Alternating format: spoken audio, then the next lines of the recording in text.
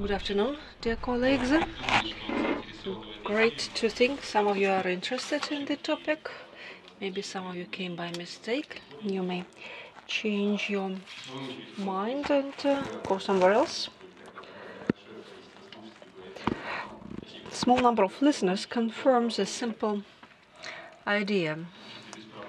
What works with no problems causes no interest. And that's what we want the users to know. Library imitating standard challengers. It works between your applications and the kernel. It does its work in a very discrete way. That's great. Today I'd like to tell you about one of the implementations of the standard C library for Linux, which is called uClibc. I'm Alexey Brodkin. I work for Synopsys company in St. Petersburg. One of my main tasks at the company is providing the work of software on our development platforms. I mean the system working under Linux OS, and on top there's libc and applications. So my responsibility is to make it all assembled and started on our platforms. Historically, it happened that for our architecture, we have our own processor architecture called ARC or ARC. The only one was uClibc. It's not so anymore. Now we have glibc port for our architecture, but for a long while we used uClibc. Hence, we accumulated quite an experience of using this library. So I can share this experience. Moreover, I have the knowledge of how it started and what condition it is at present, thanks to Google, Internet, and socializing with active developers and the current maintainers of this project. So I suggest that we see the agenda. First, briefly, I'll explain what uClibc is. Next, I'll provide a historical overview, how uClibc appeared, developed, and its present-day condition. I'll describe the projects used and not used by libc anymore. I'll compare uClibc with other widely used libraries. And finally, the most interesting technical part will regard several standard cases that uClibc users may encounter. And in the very end, I'll try to do some forecasting, and I'll tell you what's planned for the near future regarding the development for uClibc. Right away, let me tell you, it's going to be a high-level survey of everything. One shouldn't expect very detailed descriptions, since I'm short of time. If the audience is interested on uClibc, my next presentation may be about the special features of trading implementation, and I could provide a comparison with other implementations. But so far, at present, my task is to resurrect the people's interest. Just I want to make you remember it and think why not to use it in their solutions. This presentation may be especially present for certain categories of people. First of all, the people who have no other choices. There are architectures with no musl and other options. So the only hope is that uClibc shall continue existing, and that's what happens after a certain decline. Also, people involved in support of these distributives, they may use it. And the third category, everyone who is curious, who is interested to see what's happening in the modern ecosystem of software. I've found several interesting things related to uClibc. If you're dealing with built-in systems, you probably know about the BusyBox package of utilities. It's not a secret that the BusyBox development was started by Rick Anderson, who did the uClibc as well. A surprise for me was that BusyBox was created earlier, before the uClibc. That's of interest. The next project to remember is the Buildroot, which is now one of the main systems for embedded Linux assemblage. And once it was also started by Rick Anderson as a test stand to understand what program packages are assembled with uClibc, which ones don't, and how they are started. Nowadays, BusyBox and Buildroot are used much more frequently than uClibc, strange as it may seem. One more project, OpenWrt. These are guys who are doing assemblages for wireless routers. They use Buildroot. That's what initially appeared as a verification tool for uClibc. So the OpenWrt is using the modified Buildroot for its system, and in its turn it's used for the most of the wireless uses routers. So this side project turned out very useful. It's used nearly in every home or apartment. One more thing, not regarding uClibc, but it exists like a small implementation of C++ library, and it's used in the OpenWrt till the present time. So what's the uClibc? uClibc is a compact realization of a C library for Linux kernel, which at a certain time was a de facto standard for the systems. And why did it become used so widely? Because it supported a big number of most various processor architectures. It was and is strongly configurable, so one may customize it for his case and exclude the unnecessary code. So productivity and memory are good parameters in it. One more point, from the practical point of view, all we need from the C library is providing a correct realization of a certain subset of standard functions of C language, which works on our platform. Two things are important. First, a certain subset, since while searching for a complete set, we encounter the following fact: we need too many codes to realize it all, and the number of standards, second, that we need to support for completeness, there are too many of them. IC, System V, XPG, XSI, etc. Moreover, more and more new versions of C language are appearing, and at a certain point we'll be in a condition that we cannot cover everything completely.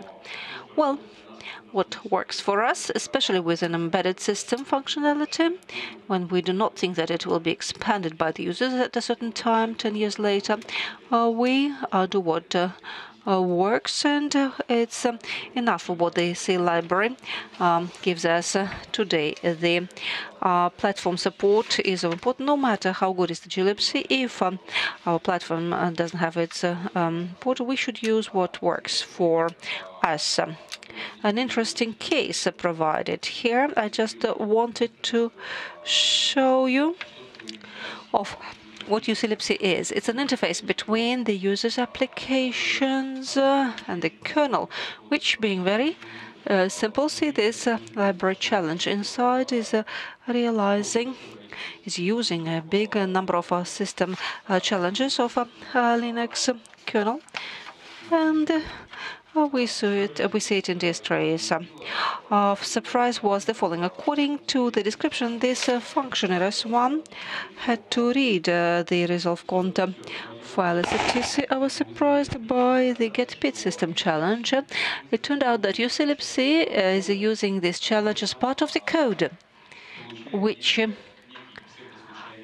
is getting a certain random ID. That was the approach to getting of the random something. I don't know whether it's scary from the point of view of security, but the fact is not only uClibc is using, but glibc is using it as well. this function does nothing, it just returns the 0. Maybe these functions aren't used by anybody, that's why nobody seems to take care. Now the historical overview. I'll start from the beginning of the development of this library till the present time. The first version wasn't 0, it was called 091.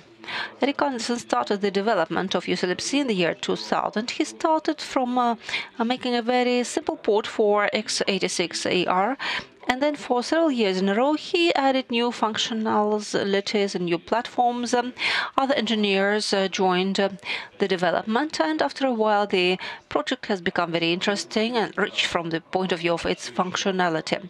One more interesting point. At a certain time, Erik was asked why this uClibc is necessary. He replied, I want to get the smallest but good C library for Linux. So I believe this was done rather quickly. This was achieved. However, the project continued to develop, and in the year 2008, Erik made Bernard Fischer, he made him the maintainer, and for several years he actively supported that project, and this made everybody happy. That's the way it continued till the middle of the year 2012, when it was discovered that the maintainer stopped being as active as in the past. And for several years after that, not a single release took place, and this was probably the only reason, basic reason, of the fact that many users refused this project, since it became very difficult to use it. By the year 12, the Buildroot project had over 70 patches on top of the latest release, and they were actually taken from the master branch of the uClibc development and were added on top. Well, on top of that, several architectures like Arc and Extensor were added as external depositories. Otherwise, another dozens of patches had to be added. That would be like hundreds on top of the release. That would be very inconvenient, and thus this was require great efforts to support the uClibc in good condition in the assembly systems. That was probably the only reason of projects refusing to use the uClibc. But by the time when uClibc got worse, they were, however, achieved many interesting results. First of all, there was the support of 28 different architectures, the activities from which had rather modern implementation of trading model. There was the support of processes with and without the MMU. There is the support of big endian and little endian machines. There was static libraries, locals, and many other functions. However, the community suffered since a long time, since there was no new release for a long time, so it became inconvenient to use it. They had negotiations with Bernard. He wasn't very agreeable, so Waldemar Brodkin volunteered to create and maintain a fork. He named it uClibc ENG New Generation. The first thing he did, he published the release 100 in the year 15. That was the year of the birth of a new modification, of a new library, uClibc. Since then, Waldemar conducts active development. He adds a lot of improvements.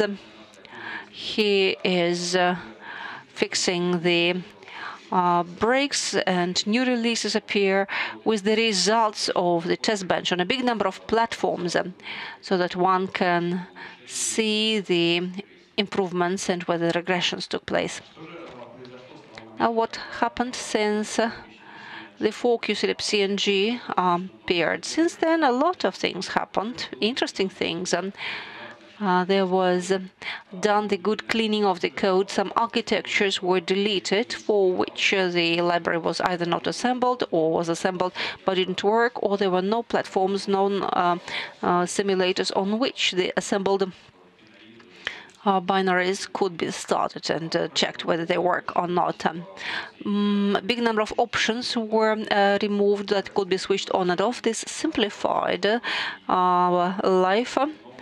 Now there's no chance to harm oneself, and there's better compatibility with glibc, which simplified our lives as well. There's a big number of different libs that were united into one.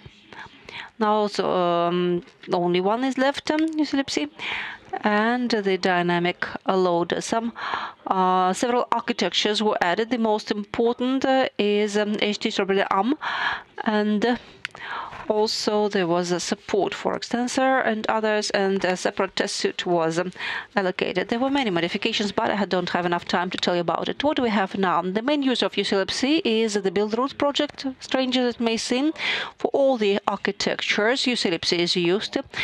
That means a lot may be assembled with uClibc, around 2,000. Many of them started. A separate thing is gender, the complete uC desktop distributive with the graphic environment of the table. x86 machines built on the base of uClibc works very well, and the maintainer says that it works faster and better than the option of on glibc. Maybe it's his personal opinion. I didn't check. Well, the architectures that have no other options are also using uClibc. Unfortunately, we've lost the users, as such users as Alpine Linux. For them, uClibc was the only C library. Now they've switched to OpenWrt, also switched to musl, since they were tired of supporting the unsupportable uClibc. And just last year it was embedded. Well, now we can compare the uClibc with what? Main things are glibc and musl. And first is the standard for everything besides embedded. Musl, some consider a direct replacement for uClibc, but not regarding everything. I will not compare many details. There are interesting works on this topic. If you wish, you may take a look at the presentation. You'll find it on the link. The main parameters of these libraries: supporting the architecture.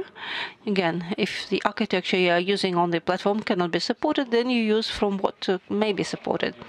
The size of memory occupied by the library. It's important for the built-in systems. You don't want to spend the extra 2 MB, and licenses. Sometimes it requires contribution and backup of the project. Sometimes there are no obligations, so it may be more interesting. The most interesting part is this one.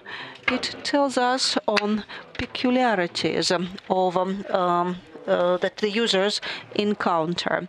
The first obvious peculiarity of uClibc is not reversibly compatible with glibc. Nobody ever promised that. And modifications as the major option on compatibility may cause incompatibility. So it makes sense now to change the uClibc, because we want to use the freshest versions, but some of them use the previous version, and it was just resolved by adding a symlink. If we want to use new versions with the libraries collected from previous versions, then this binary asks to upload library. In fact, the system doesn't have, because the suffix 0 was replaced by 1, or some libraries were removed and placed into 1. So now we need to reassemble FC library as well as the application.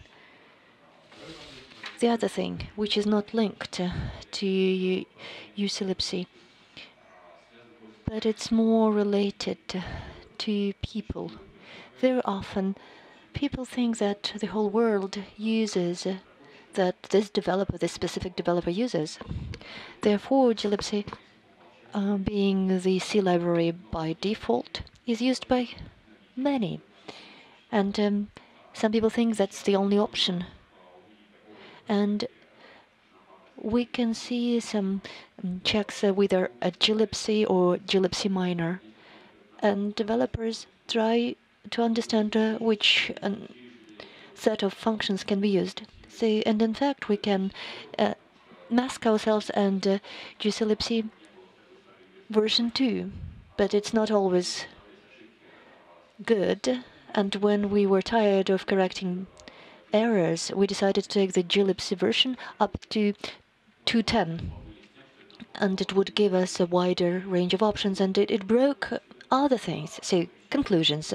So, some uClibc supports better, some less, and you cannot use glibc as a reference. However, you can use gfine, which is announced by uClibc. And then all of these misunderstandings are corrected.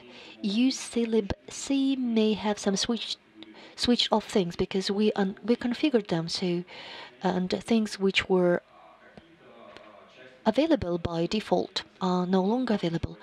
And some things could not have even existed in glibc because they were removed, but they are kept for the users in.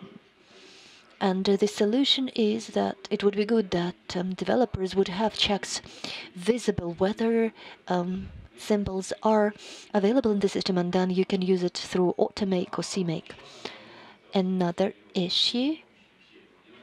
So musl has some things and then doesn't have other things. You can switch off these options. Say unclear behavior, which undefined behavior, which runs into issues. For example, glibc doesn't bring 0 to valid indicators, and in uClibc it was not always the case, but now it is an issue because this informational option is now removed.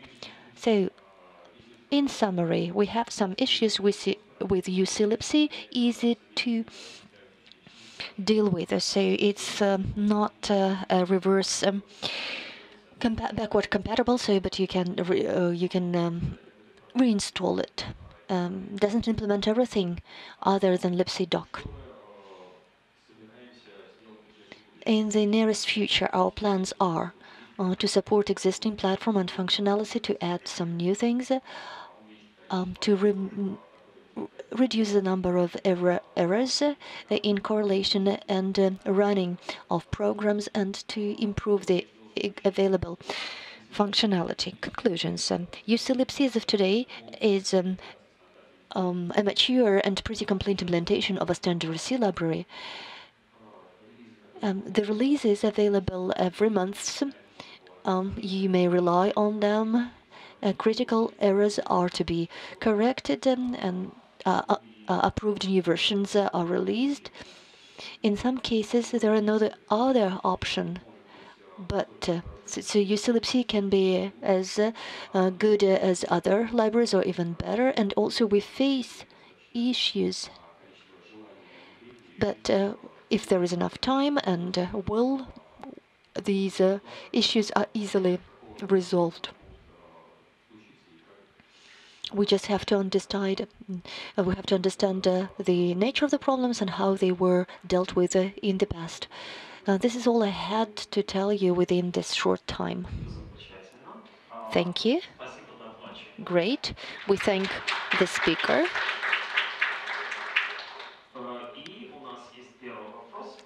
The first question to you. Thank you for your presentation. Secure line libraries execution, is it envisaged there? The answer, I don't understand the question, I'm afraid. So do you mean the number of symbols which can be put into the line? Where do you check when the buffer is overloaded and number of lines? I cannot answer this question right now. how can you do it in get S, where how you can check that buffer is overloaded? There is an additional parameter. If you mean this inserted letter N, then yes, this is possible. But it was in the original uClibc, there is nothing new. So whether it's clearly and undisguisedly used in your application. So you should have used the correct version from the very beginning, if it's an issue now.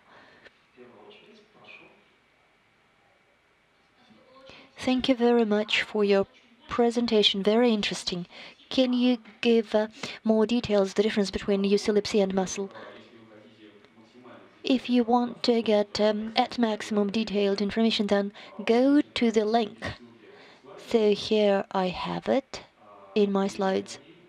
If you follow the link, I mean this musl's author, there is a very detailed comparison between glibc and libc are mostly dead by now, but all other things are rather well described. I think it will be a good source of information for you.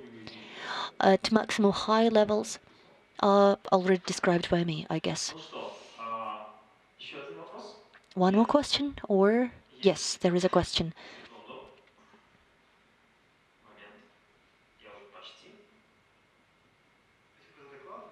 Thank you for your presentation. In your slides, I think I thought I saw the support of architectures without MMO. Linux, as I understand, is only for SMU or architectures. Do you have any uClibc ENG architectures by other operational systems? UC Linux is the thing. It's like Peculiarity. It's a set of patches which is put on top of regular Windows and then used. The question is from the audience off mic.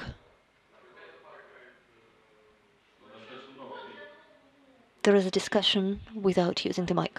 The interpreter apologizes. The interpretation is not possible.